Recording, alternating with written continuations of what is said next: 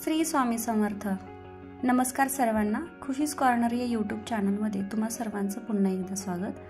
आज आपण smart गृहिणीसाठी smart kitchen tips पाहणार आहोत. व्हिडिओ शेवटपर्यंत नक्की पहा. ताकाची कढी केल्यावर कधी कधी फाटल्यासारखी वाटते, तेव्हा 15 ते 20 शेंगदाण्याची मिक्सरमध्ये पेस्ट करून ताकात मिसळावी, नंतर कढी करावी. असे केल्यास कढी फाटत नाही. पहिली उकळी आल्यावर लगेच गॅस बंद करावा, जेणेकरून कढी फाटणार नाही.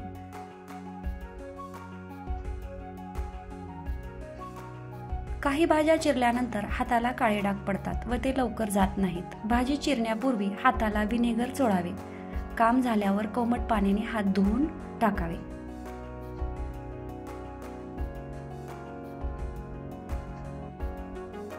कोबी शिजवून खाण्यापेक्षा कच्चा खावा. कॅल्शियम भरपूर मिळते. कोबी किसून कोथिंबीर करावी, छान लागते.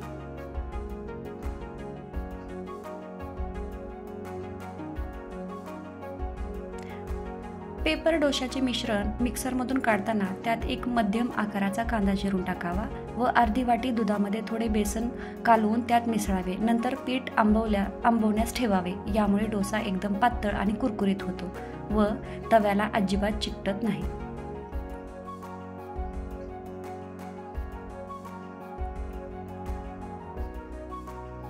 इडल्या उरल्यावर कुस्करून त्याचा आपण नेहमी रव्याचा उपमा बनवतो, त्याप्रमाणे उपमा बनवावा, चांगला होतो.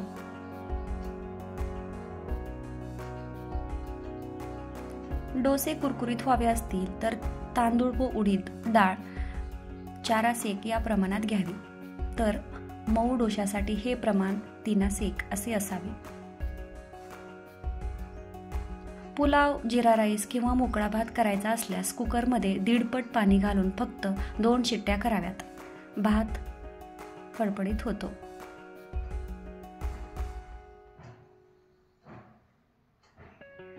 एखादी भाजी किंवा उसळ करताना मसाले डायरेक्ट फोडणीत टाकल्याने चांगला स्वाद येतो, पण पुष्कळदा मसाले करपतात. म्हणून 1 चमचाभर तेलात मसाला घोळून मग ते फोडणीत घातले तर मसाले करपत नाहीत आणि त्याचा स्वादही पदार्थात उतरतो.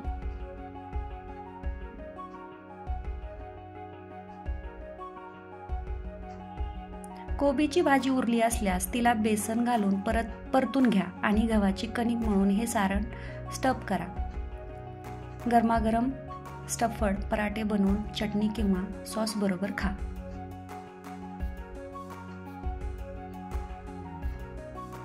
दररोज एकसारखी आमटी खाऊन कंटाळा आला असेल तर त्यात 5 ते 6 पालकाची पाने बारीक चिरून घाला. आमटीला वेगळी चव येईल.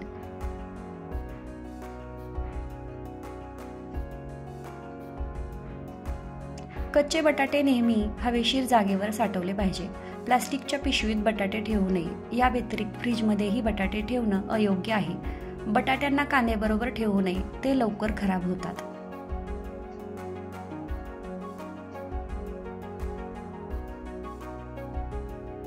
नंबर 12, कांदे साठवण्यासाठी कोरडी आणि अंधारी जागा योग्य ठरते. भिंतीवरील कपाटात कांदे साठवणे सर्वात उत्तम.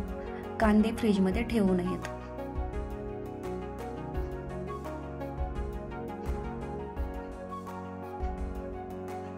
कांद्यासारखेच लसूण अंधारी, कोरडी आणि थंड जागी ठेवावे.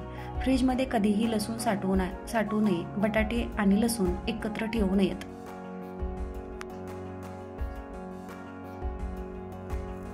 टोमॅटो फ्रीजमध्ये न ठेवता बास्केट किंवा काचेच्या भांड्यात हवेशीर जागेवर ठेवावे.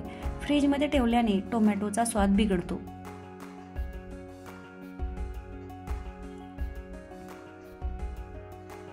साबुदाण्याची खिचडी करताना मिरच्याचे तुकडे न घालता मिरचीचा ठेचा घालावा. यामुळे मिरचीचा तुकडा दाताखाली येण्याचा धोका कमी होतो आणि त्याचप्रमाणे खिचडीला एकसारखा तिखटपणा मिळतो.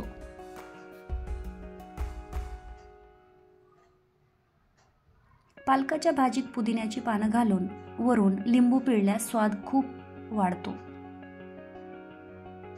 गरम तव्यावर थालीपीठ थापता येत नाही, म्हणून एखादा जाड कागदावर किंवा प्लास्टिकवर थापून मग थालीपीठ तव्यावर टाकावे. सुगंध यावा यासाठी दही विरघळताना त्यात कढीपत्त्याचे 2-3 पाने टाकावीत.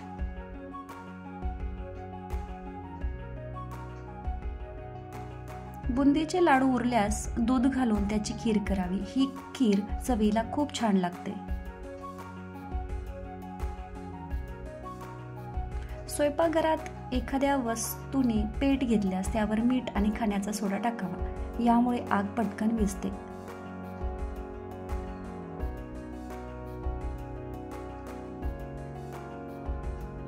कोणतेही पीठ चाळताना चाळणीत छोटीशी वाटी ठेवावी. पीठ लवकर चाळले जाते.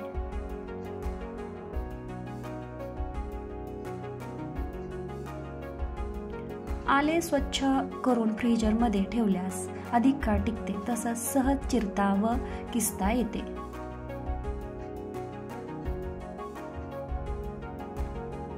अंडे उकडण्यापूर्वी पिनेने त्याच्या कवचावर अगदी लहानसे छिद्र करा. उकडल्यानंतर अंड्याचे कवच सहज काढता येते.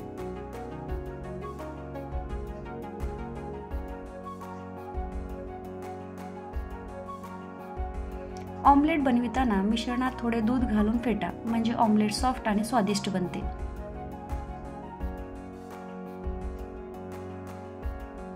आमरस किंवा आंब्याचे कोणतेही पदार्थ धातूच्या भांड्यात साठवून ठेवू नका. त्याचा रंग बदलण्याची शक्यता जास्त असते. तर या होत्या 25 किचन टिप्स. थँक्यू. व्हिडिओ आवडले असल्यास चॅनलला लाईक, शेअर आणि सबस्क्राईब जरूर करा.